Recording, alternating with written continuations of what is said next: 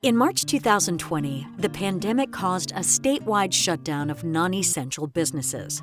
Publix, an essential business, kept its doors open amid the initial fears and unknowns surrounding the novel coronavirus.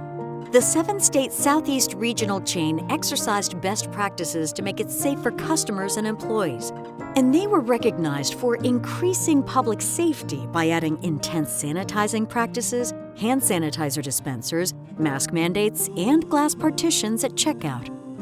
From the start, Publix went much farther than remaining open for customers. It cast a wider net of community support.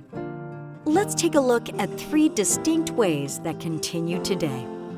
Publix Super Markets charities donated a combined $2 million in back-to-back distributions in March and April 2020 to Feeding America member food banks across its 7-state Southeast footprint. The Harry Chapin Food Bank of Southwest Florida is the region's Feeding America partner for Collier County. The charity continues to provide monetary grants annually to 8 food banks in Florida.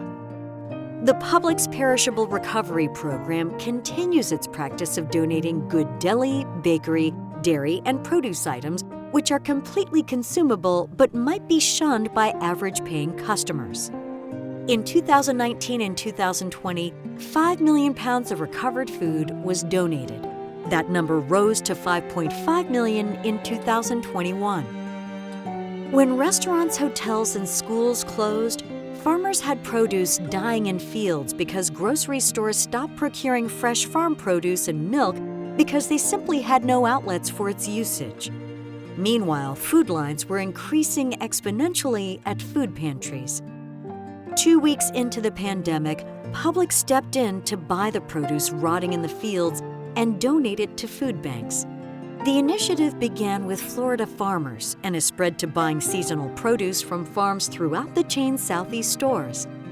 To date, 42 million pounds of produce and almost 500,000 gallons of milk have been purchased by Publix for food bank distribution. Today, Publix is delivering a truckload on average each week, year-round. When asked, Brian West, a Publix Community Relations Manager, said, "We're still doing it because the need still exists. It's an ongoing effort. We do it week in and week out. It's a lot of work, but we've made it a fine-oiled machine that's clicking along. It's pretty neat."